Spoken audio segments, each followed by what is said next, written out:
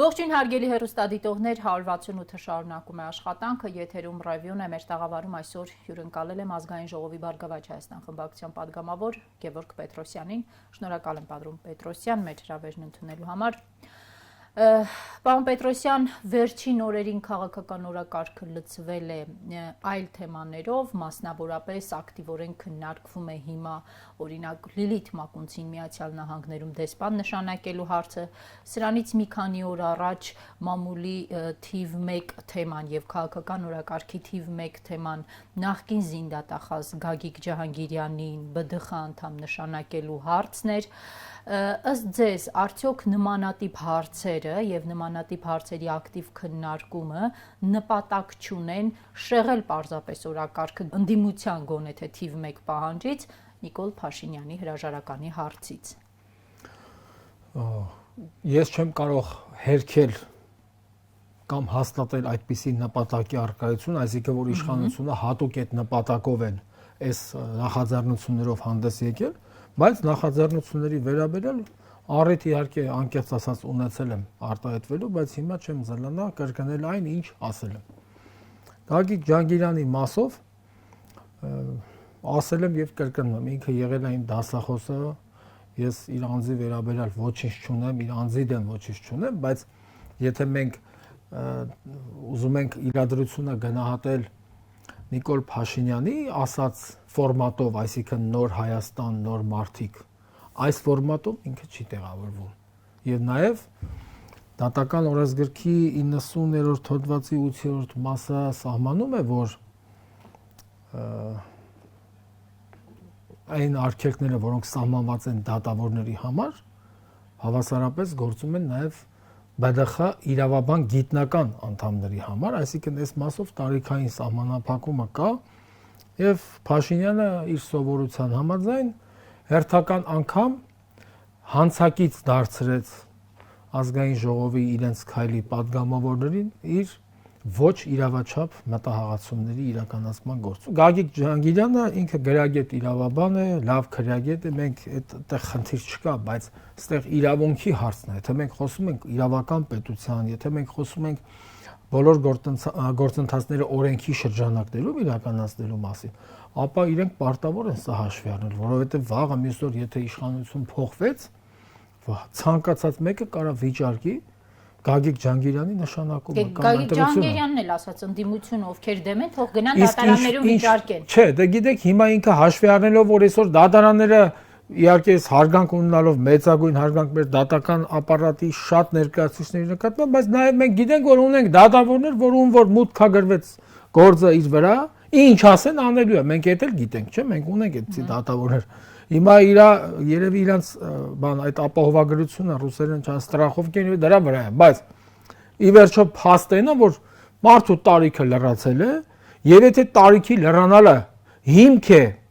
պաշտոնից ազատելու համար, ապա տրամաբանորեն, որովհետեւ գոյություն ունի նորմատիվ իրավական ակտի տրամաբանական մեկնաբանման սկզբունք,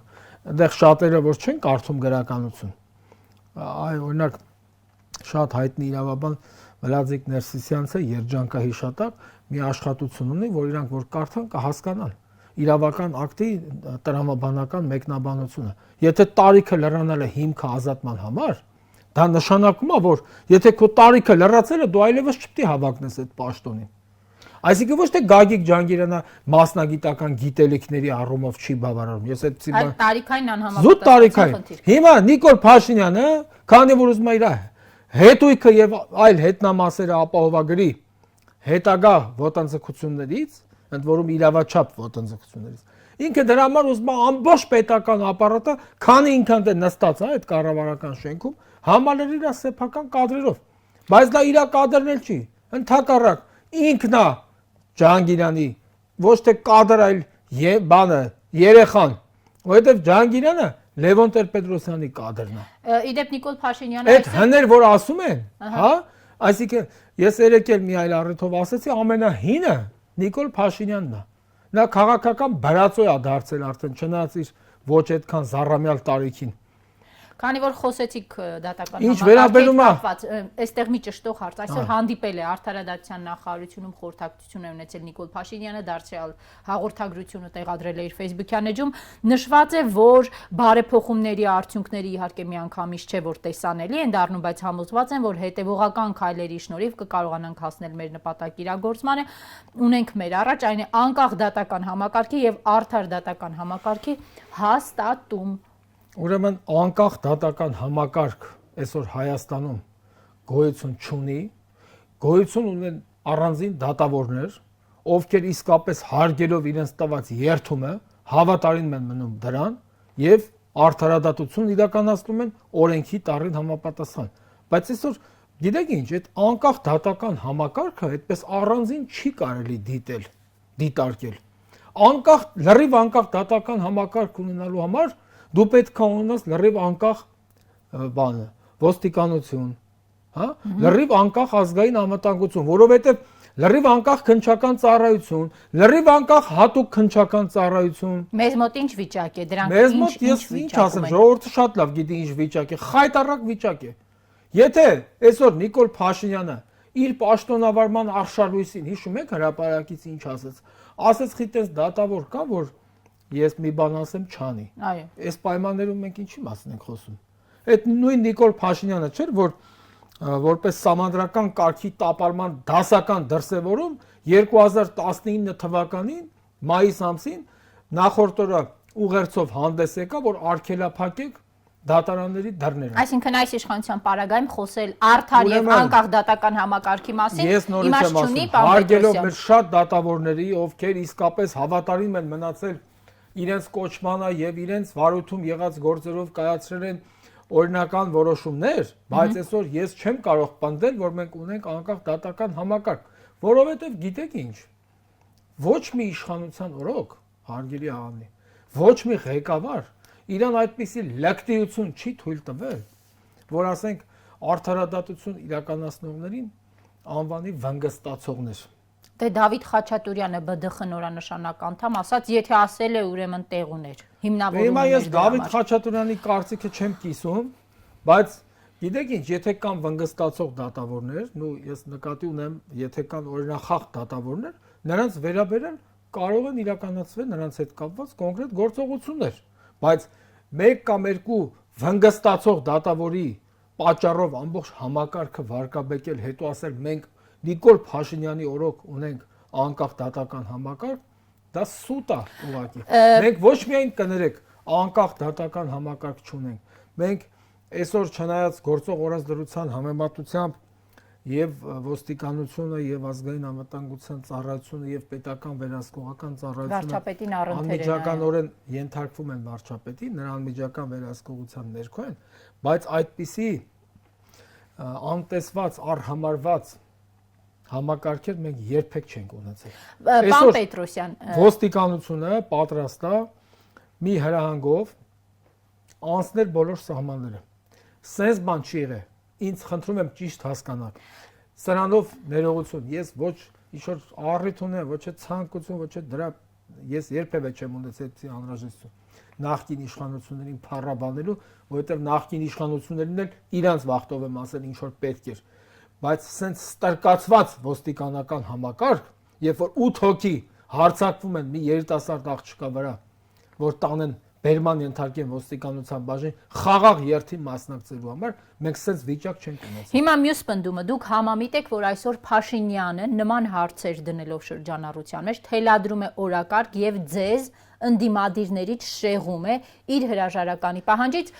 եւ Փաշինյանի օրակարգի համատեքստում եք արդյոք դիտարկում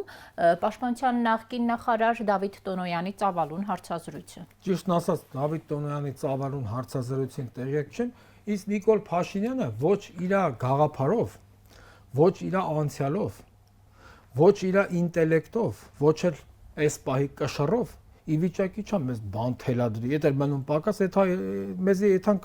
բան աղբամանի մոտ կրակենք, որ մեզի Նիկոլ Փաշինյանը բան թելադրի։ Նիկոլ Փաշինյանը ինքն էլ չգիտի ինչ անում։ Ինքը ամեն օր հելնում է ինչ որ մի բան մեկ իրան կողքից տնից մեկ ընդ ինքը գլխավոր խորհրդական ունի, չէ՞։ ասում են sense բան խոսան, այս բան խոսան։ Այսօր Նիկոլ Փաշինյանից ով է բան հասկանում, բայց Նիկոլ Փաշինյանը ի վիճակի չի որևէ մեկին այսօր մենակ ինքը կարող է ոստիկանությանը թելադրի, մեկ էլ ազգային անվտանգությանը, մեկ էլ սահմանապահ զորքերին, որ շեղի իրանց իրական առաքելությունից բերի իր անվտանգությունը ապահովեն, իր պաշտոնը մի քանի օր էլ երկարաձգեն։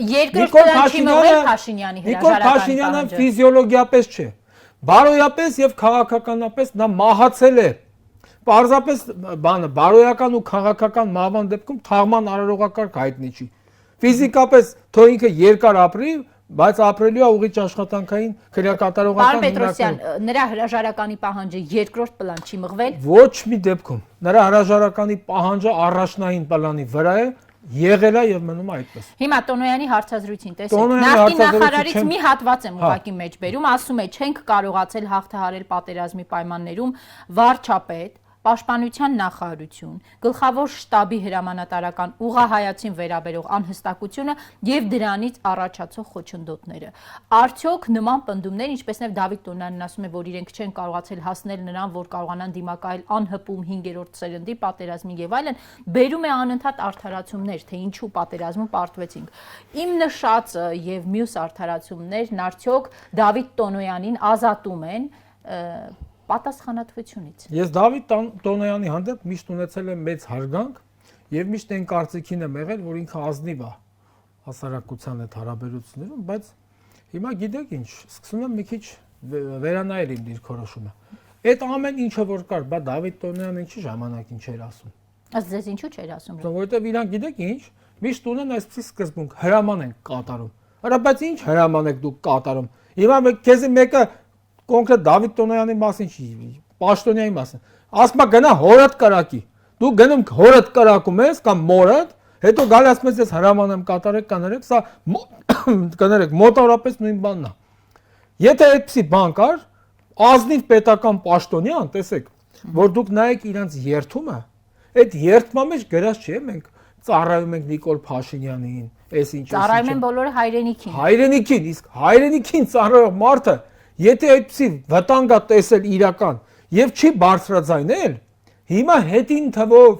իմաստուն եւ հայրենապաշտ ձևանալու փորձերը դրանք ուղղակի խայտարակության առիթ են դառնում։ Ինչու Տոնոյանը ընտրեց խոսելու համար այս պահը պատերազմը ավարտվել է, 70 եւ ավել օր է անցել, Տոնոյանի հրաժարականի դիմում։ Ժամանակին այդ մասին խոսար եւ դրանով շարժեր, երբ որ նախարար էր։ Երբ որ այո, նախարար էր եւ հենց դեռ պատերազմը չէր ավարտվել, այդ ժամանակ կարող է ինքը մտածում էր, որ իր հանդեպ գրող կլինի, ժողովուրդը կընդվզի եւ այլն։ Բայց երբ որ այսօր մարդիկ պաշտոնից ազատվել են, Հայաստանից հեռացել են ու սկսում են Հայաստանից դուրս հետին թվով հայապաշտ, հայրենապաշտ ձևանալ, սա արդեն անվիճելիորեն կասկածահարույց է։ Դավիթ Տոնոյանի խորհրդական պատրոն Դավիթի նկատմամբ հարուցվում է քրեական գործ։ Մի քանի օր անց Դավիթ Տոնոյանը տալիս է ծավալուն հարցազրույց մուննաթ տոնով եւ արդարացումներով։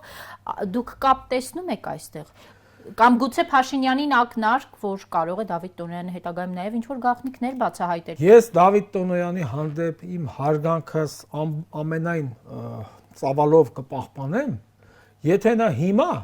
անկախ Փաշինյանի արձագանքից ինքը իսկապես գաղտնազերծի այն ինչ որ եղել է։ Այսինքն չհասկացանք, այս ինչ խաղ են խաղում։ Իրանք իրար հանդեպ կոմպրոմատներ ունեն, մեկը մեկին բան անում, ասում է եթե դու քեզ խելոք չպայես, այս բանը կասեմ, սա է հայրենասիրությունը։ Հիմա հասկանում եք,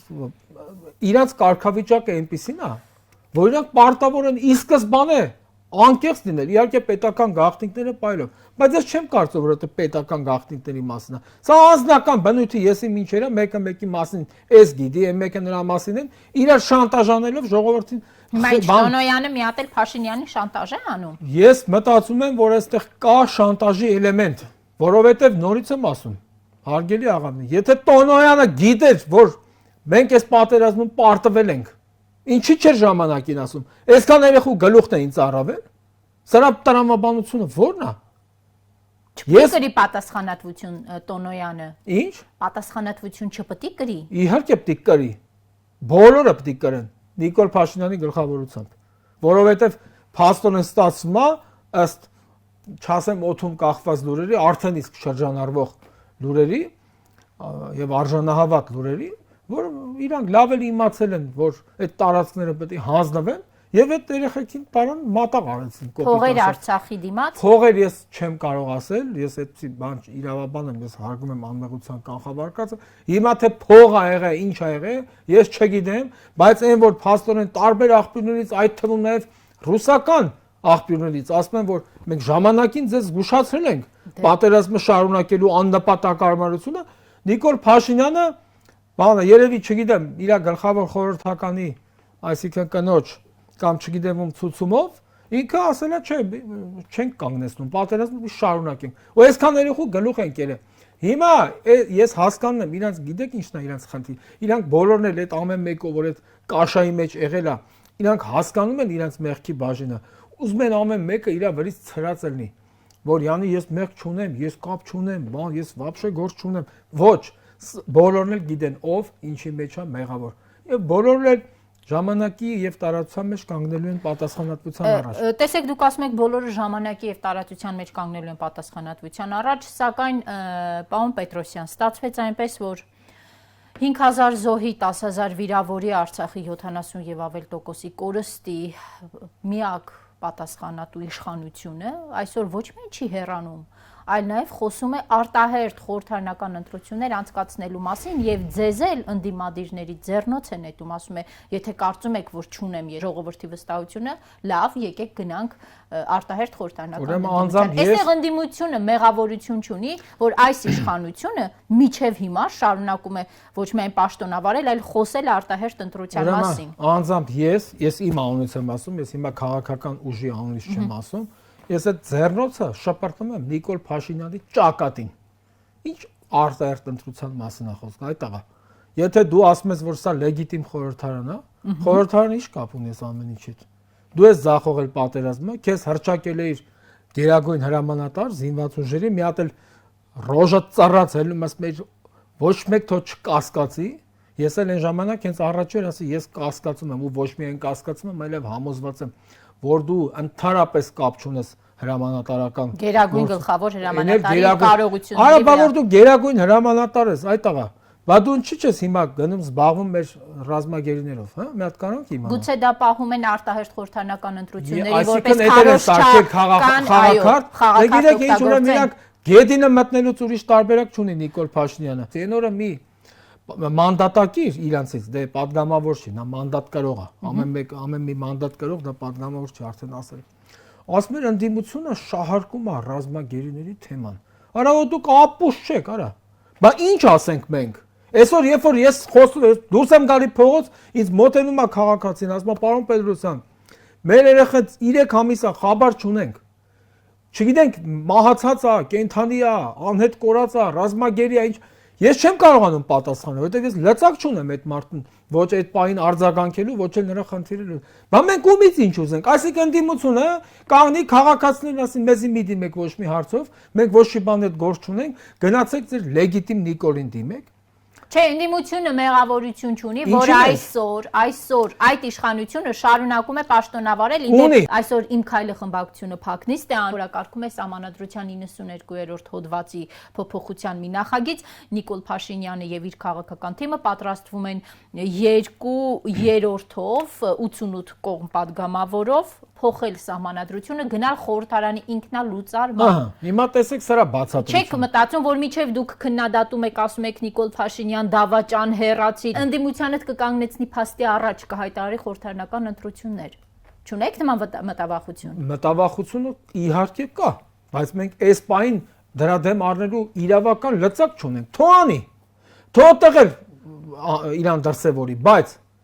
խնդիրը այն է, որ ընդդիմությունը պետք է կատեգորիկ դեմ լինի արտահերթ ընտրություններին։ Փաշինյանի կազմակերպած արտահերթ։ Որովհետև Փաշինյանը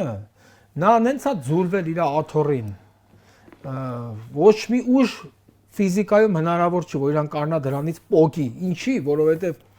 ինքը այսօր արդեն հələ տեսեք էլի իր ասենք թե ամբարտավանության աստիճանը։ Ինքը հասկանում է, որ այս ամեն ինչը հենց անցավ,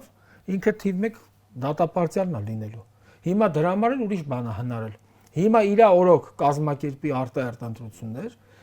ինքը շարունակի տիրապետելով այդ վարչական լծակներին, ոստիկանությանը, ազգային անվտանգության, բոլորին գործուղի ընտրական տեղամասեր ջարդուխուր դանելով մարդկանց, ասենք ապահովեն ենթադրենք մի 70% ձայն, հետո կանգնի ասի, բա տեսնում եք ժողովուրդ ջան, հարգելի աշխարհասփյուր հայություն, հարգելի, չգիտեմ, Ռուսաստան, Ամերիկա, Եվրոպա, տեսեք, որ ես վայելում եմ ժողովրդի մեծամասնության համակրանքն ու վստահությունը, հետևաբար եւ այն ինչ որ ես արել եմ Արցախի հարցում, նաեւ դրա լեգիտիմությունը։ Արցախի հանձնումը լեգալիզացնի այս ընտրությունները։ Անպայման իր ուզածը դա է։ Նիկոլ Փաշինյանին հիմա պետք չի որ ինքը մնա վարչապետ։ Ինքը ինչ պետք է իր արածն արել է, իրան ապահովել է ամեն ինչով, չէ՞ ասենք։ Հələ իջեք ինքը ով էր որ ասում Պանիկովսկին հեղափոխությունից առաջ հիմա ով է։ Մատ իր հակացը նայեք այն վաղտ եւ հիմա ես հիմա անձնական բաներ չասեմ։ Իր ուզածը այսօր ոչ թե որ ինքը անպայման մնա վարչապետ, իրան էլ պետք չի դա։ Ինքը այն ինչ որ պետք էր քաղել վարչապետի պաշտոնի կարգավիճակից, նա քաղել է, լավել անբարել է։ Այսօր իրան պետք է անվտանգ հեռացում։ Ինքը այսօր դրա նախադրյալներն է ստեղծում։ Բայց արտահերթ խորհրդարանական ընտրություններով եթե վերարտադրվի չի հեռանա, պարոն Պետրոսյան։ Վերարտադրվելու այնպիսի իշխանություն, որը իր անվտանգությունը երաշխավորելու է։ Ինքը ապահովագրում է իրան, որովհետև ինքը հասկանում է, նորից եմ ասում, որը իշխանության չեղավ, մի ժամ հետո իր դուրը ոստիկանությունը ծեծելու է։ Նախ հարց, եթե Փաշինյանը կազմակերպի ընտրություն, Բարգավաճ Հայաստան կուսակցությունը այդ ընտրությանը մասնակցելու է թե ոչ։ Եվ երկրորդ հարցը, ինչպես եք կանխելու Փաշինյանի վերարտադրությունը որպես ընդդիմություն։ Տեսեք, ես առաջին հարցին պատասխանեմ։ Ես որպես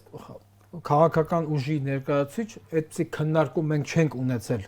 որ ես ասեմ, որ քաղաքական ու Բարգավաճ Հայաստանը այսպես է մտածում այդ հարցի մասին, որովհետև չի եղել այդ։ Ես անձամբ չեմ մասնակցելու։ Եթե Փաշինյանը ընտրություն կազմակերպեր, չեք մասնակցելու Բարգավաճ Հայաստան կուսակցության։ Որովհետև եթե ես մի րոպե ասեմ, եք գալու կուսակցությունից։ Կորոշեմ ես։ Բայց այսինքն կուսակցությունից, խմբակցությունից, չգիտեմ, այդ հարցը չկա։ Մենք չենք քննարկել, ես իրավունք չունեմ հիմա այդպիսի կանխակալ որոշում, որովհետև ես հարգում եմ իմ կուսակցության հեղինակությունը, դիրքորոշումը, բայց եթե ես դրան մասնակցեմ դրան, սա նշանակում է, որ ես մոռանում եմ, որ ես էլ եմ ասել դու դավաճան ես։ Եվ պետք է հեռանաս։ Այսինքն կներեք, էլի, ասենք, եթե քաղաքական ուժը կանգնում հայտարարում ասում է դու դավաճան ես, պետական դավաճան ես, ես նրա հետ ինչ խոսալու բանն է։ Եթե նկատել եք, ես կառավարության հարց ու պատասխանին ներկա չէի։ Այո, ու դրա պատճառը իհարկե նաև կան այնտեղ առողջական խնդիրներ, դրա փաստաթղթերը կան, բայց դրա պատճառներից մեկն էլ այն է, որ ուրա կառավարություն, որ ես գնամ հարց տամ, կամ եթե կներեք, մենք ասում ենք դու պետական դավաճան ես, ես պետական դավաճանի հետ ինչ ասել խոսալու բան ունեմ։ Պարոն Պետրոսյան, լավ, ձեր անձնական կարծիքը ես հասկացա, դուք ասում եք չեք մասնակցի, եթե Փաշինյանը կազմակերպի ընտրություն։ Այդ դեպքում, եթե Բարգավաճ Հայաստան կուսակցությունն առանց ձեզ մասնակցի Նիկոլ Փաշինյանի կազմակերպած ընտրությանը, նշանակում է ԲՀԿ-ն կլեգալիզացնի Փաշինյանին։ Տեսեք, ես չեմ ուզում կուսակցության գործունեությունը պիտակավորել, ես իմ կարծիքն եմ ասում։ Ես գտնում եմ, որ եթե մենք մասնակցենք նրա ղեկավարմամբ, նրա վերահսկողության ներքո ընտրություններին,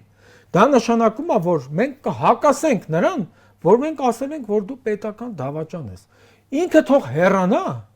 էլի թող լինեն արտահերթ խորհրդարանական ընտրություններ։ Մենք դրան կողմ ենք։ Բայց քանի դեռ ինքը, դուք հասկանում եք, այս մարդը այնքան է տարված ինքնապաշտպանության բնազդով, այդ Նիկոլ Փաշինյանի մասին եմ ասում, որ ինքը եթե ասենք պատրաստ է, ախր մի քանի անգամ ասեմ, ստացվում է նույն բանը կրկնում եմ, բայց հարգելով ձեզ այնուամենայնիվ ասեմ, եթե այդ մարդը պատրաստ է 7-8 ոստիկանի, որ գրոհում են մի անդիմակ աղջկա վրա եւ տանում են ոստիկանություն կամ ազատ ցույցի, ազատ հավաքի ելած քաղաքացուն կանան ծեծելով մցնեն ոստիկանության մեքենան տանեն բաժամունք, որպեսզի այդ պահի հավաքը կանխեն։ Դուք պատկերացնում եք նա ինչ էր անելու այդ ընտրությունների օրը։ Դրա համար ես ասեմ, պետք չի միամիտ գտնվել։ Այստեղ ոչ թե կա քաղաքական թիմից շեղվելու, անջատվելու, տարանջատվելու խնդիր, առանձին ես այդ խնդիր երբեք չեմ ունեցել եւ չունեմ, բայց ես մի բան գիտեմ։ Եթե մենք մեկին անվանում ենք պետական դավաճան, մենք որևէ իմաստ չպետք է տեսնենք նրա որևէ նախաձեռնությանը մասնակցել։ Ես ձեր տեսակետը հասկացա եւ փաստորեն այս պահի դրությամբ կարող եմ արձանագրել հետեւյալը, որ ազգային ժողովի ընդդիմադիր երկու խմբակցությունները մինչ այս պահը հստակ դիրքորոշում չունեն կմասնակցեն թե ոչ, դուք ասացիք, որ ձեր խմբակցության ներսում նման քննարկում չի եղել, հետեւապես խմբակցության անունից որևէ բան չեք կարող ասել, հայտնեցիք ձեր անձնական տեսակետը։ Օրեր առաջ մեր հյուրներ նաեւ Լուսավոր Հայաստան խմբակցության падգամավորը ասաց, որ դեռ հայտարարություն կանեն, իրենց մոտ էլ հստակ չէր կմասնակցեն Փաշինյանի կազմակերպած ընտրությանը, թե ոչ։ Սա արձանագրենք ու անցնենք առաջ։ Տեսեք, այն որ այս պահի դրությամբ Բարգավաճ Հայաստանը պնդում է Նիկոլ Փաշինյանի հրաժարականը, սա միանշանակ է։ Հիմա այդ արտահերտ ընտրության մասնակցելը, աղավնի ջան, կարող տարբեր իրադարձություններում լինի։ Կարող լինի մի այնպիսի իրադարձություն, որ Նիկոլ Փաշինյանը, եթե մի քիչ ինքնասիրություն ունի, հրաժարական տա, ազգային ժողովը չունի, պարոն Պետրոսյան։ Չունի, հիմա Աստված իր հետ, ինչ ասեմ։ Բայց եթե ինքնասիրություն մի քիչ ունի, եթե հրաժարական տա ազգային ժողովը ընտրի նոր վարչապետ, հնարավոր է, որ նոր վարչապետը լինի այնպիսի կերպար, որի գործունեության, որի ծրագրի շրջանակներում կարիք էլ չլինի ազգային ժողովը լուծարել։ Որովհետև մի կարծեք, որ իրանց քայլում բոլորը կիսում են իրանց տեսակետները։ Դրա վերջին ապացույցն էր, որ մի քանի մարդ արդեն դուրս եկան իրանց այդ քայլի խմբակցությունից եւ դարձան այսպես կոչված անկախ падգամավորներ, այսինքն այնպես չի, որ այնտեղ բոլոր արշալույսները այդքան խաղաղ են։ Հիմա մի փոխանակ ինքը ասի ես եմ մեղավոր ես սպանդի, այս ցեղասպանությունը, ես սա համարում եմ հայոց երկրորդ ցեղասպանությունը, որին ինքը հանցակից է Նիկոլ Փաշինյանը։ Իր այդ բռնած անհեռատես քայլերով ձեռնարկած կներեք, թող ինքը հելնի գնա, եթե ինքը իսկապես բարոյականություն ունի, այսքան թող գնա, ազգային ժողովը թող ընտրի նոր վարչապետ, այդ վարչապետը ձևավորի նոր կառավարություն, գնանք առաջ։ Ինչ պարտադիր ազգային ժողովը ցրելա։ Եթե ազգային ժողովը ուզում են ցրեն արտահերթ խորհրդարանական ընտրություններ, ապա ես ասում եմ, նա պետք է չլինի իշխանության ղեկին, որովհետև եթե Նիկոլ Փաշինյանը մնաց իր լծակներով, նա 100%-անոց վերահսկողության տակ է վերցնելու ամբողջ ընտրական գործընթացը եւ նորից իր համար նկարելու է ցանկալի թվեր։ Որպեսզի Նիկոլ Փաշինյանը չվերարտադրվի եւ չգնա արտահերթ ընտրությունների ու նկարի իր ուզած թվերն, ինչպես դուք եք ասում, պարոն Պետրոսյան, պետք է այս իշխանությանը լինի համարժեք ընդդիմություն։ Արդյոք ընդդիմությունը իր գործողություններով համարժեք է։ Տեսեք, Նիկոլ Փաշինյանը ձեզ ընդդիմադիրների տեսպես երեսով է տալիս, ասում է չկարողացաք փողոցում հանրային լայն ճնշում ապահովել, հետեւաբար ժողովուրդը ձեզ հետ չէ, թեև ընդդիմության իշխանության այդ ժողովրդի հանրային լայն ճնշում ասված է, իրար հակասում են, հա, մենք չգիտենք նրանց համար որն է հանրային լայն ճնշումը, ընդդիմության համար որն է հանրային լայն ճնշումը։ Նիկոլ Փաշինյանը դա ընդդիմադիրների երեսով է տալիս։ Նիկոլ Փաշինյանը շարունակում է պաշտոնավորել, շարունակում է դեսպանների փոփոխություններ անել, կադրային տեղափոխումներ անել։ Արդյոք ընդդիմությունը համարժեք է արձագանքում այս բոլորին։ Տեսեք, ես հիմա չեմ ուզում եւ իրավունք էլ չունեմ ամբողջ ընդդիմության անունից ինչ-որ կարծիք հայտնել։ Ես կարող եմ կարծիք հայտնել առաջին հերթին որպես անձ իմ անունից, երկրորդ այնքանով որքանով խնդիրը քննարկված է, նաեւ մեր կուսակցության անունից։ Նիկոլ Փաշինյանը այդ որ ասում եք երես է տա, ինքը մենակ մի երես տալու բան ունի, ինքը իրան հայլու մեջ նա իրան երեսով տա։ Նա ուրիշ երես տալու բան չունի։ Դե հիշում եք ազգային ժողովի անունից ձեզ ասած դա։ Այսօր ընդդիմությունը հելնում է ազատ ցույցի, ոստիկանությունը 3000 հոգի գալիս է մարդ է տանում։ Այսինքն ինչ է ընդդիմությունը էլի հələ մի հատ այդ ազատ ցույցի մար են մարդկանց տանում, քանի ժամ պահում։ Բավարար ընդդիմությունը անցնի ավելի ակտիվ գործողությունների։ Այդ նույն Նիկոլ Փաշինյանը այդ խառնակիչը դարի 2008 թվականին հələ հիշեք իր բաները կա ձայնագրությունները։ Քաղաքացիներին ասում էր որը քար, որը թե ձերքների փառավորվում է, որ տեսնում եմ ինչպես է ոստիկանների։ Չէ, ասում են որը ձերքին քար, որը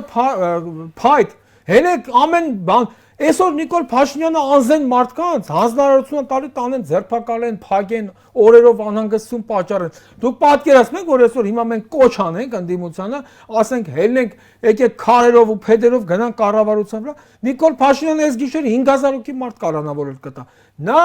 ամեն ինչի վրով, նա հայոց պատմության վրով է արդեն անցել իր իշխանությունը պայմանավորել։ Բայց չի ստացվում դուք նույն տեղում դոփում եք անընդհատ կտրվում եք նույն շրջագծում։ Այդպես չի որ դոփում ենք, եթե դոփելու ենք, ես հիմա ստե չէի խոսի։ Դոփելը որն է, բա ինչ անենք։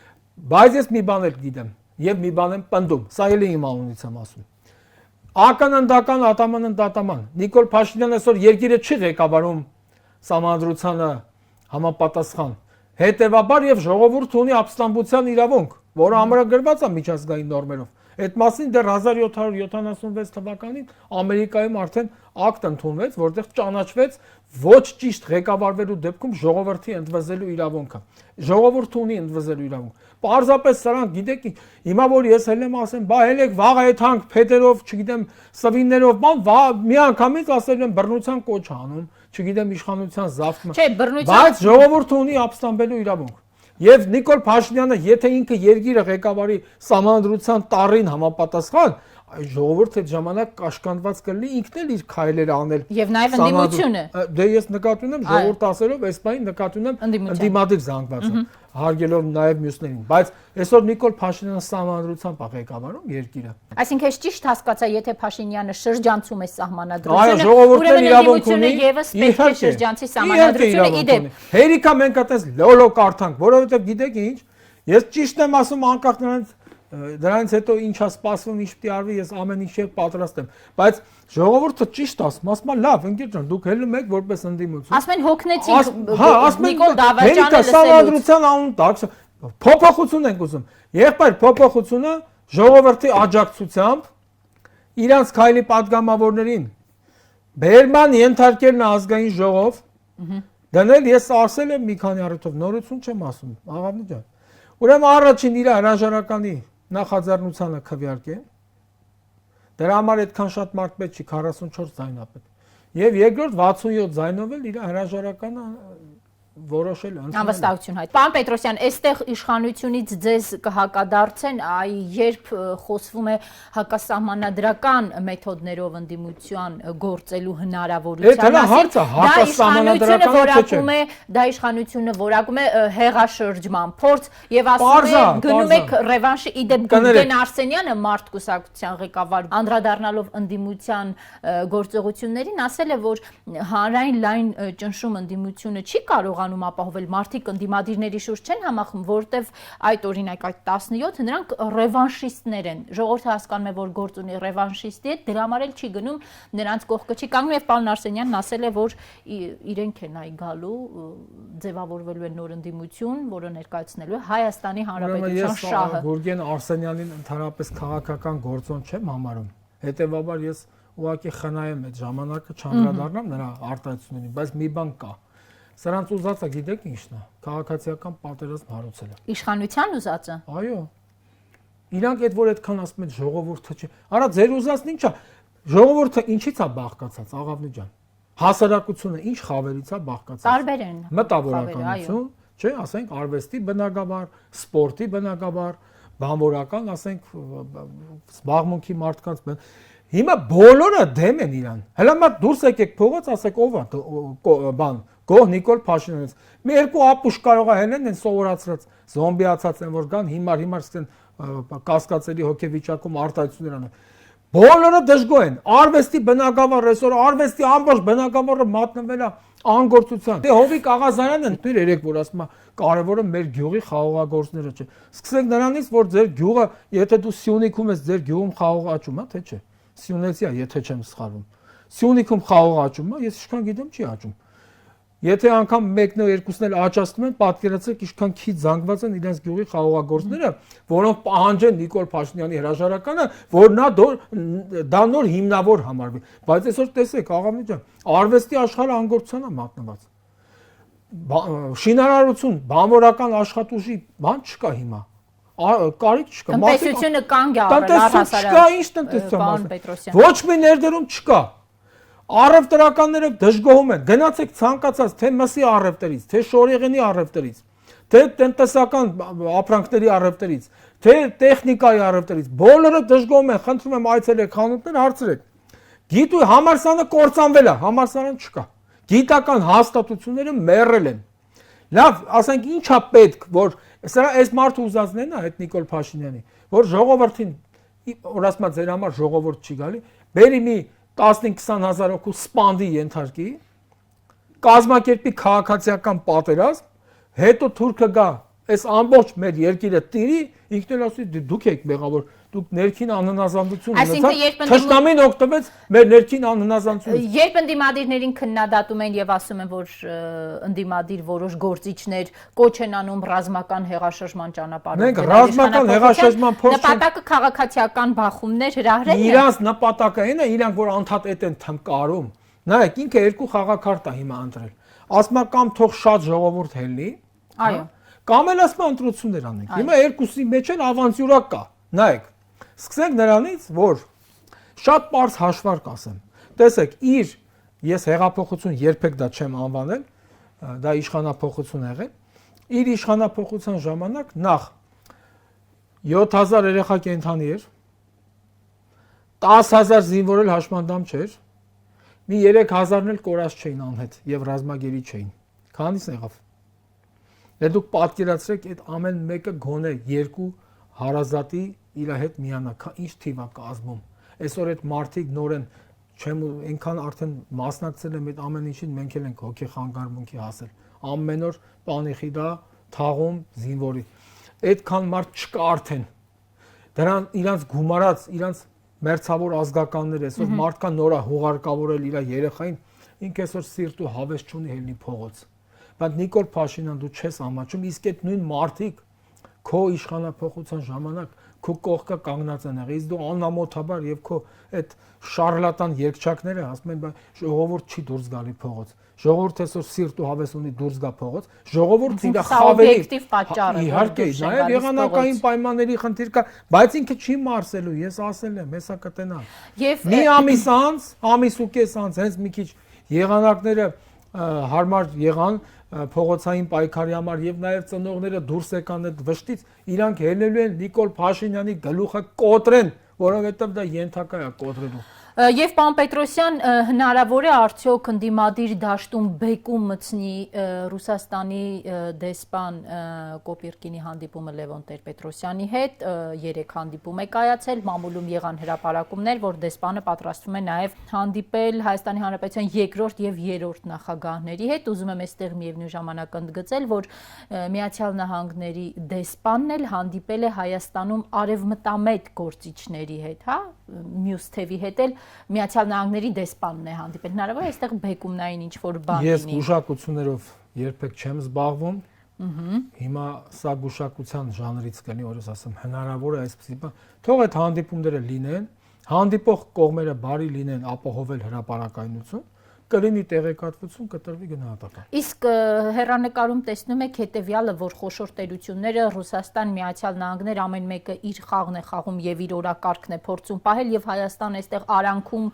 դառնում է նաեւ գործոն։ Տեսեք, դա միշտ է այդպես եղել։ Միշտ էլ խոշոր տերությունները իրենց սեփական շահերն են հետապնդել եւ մեր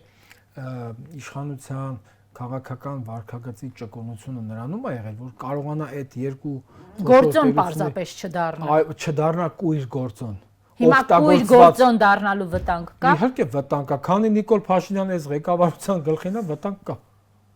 Նիկոլ Փաշինյանը հենց հեռացավ,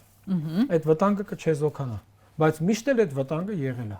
Պարզապես Նիկոլ Փաշինյանը ոչ միայն չկանխարգելեց, այլ նպաստեց, որ այդ վտանգը հնարավորինս խոր արմատներ գցի մեր իրականության մեջ։ Շնորհակալ եմ, պարոն Պետրոսյան։ Ես էլ եմ շնորհակալ։ Հարգելի հեռուստադիտողներ, հիշեցնեմ, որ 168-ի եթերում ես զրուցում եի Ազգային ժողովի Բարգավաճ Հայաստան խմբակցության պատգամավոր Գևորգ Պետրոսյանի հետ։ Ցտեսություն։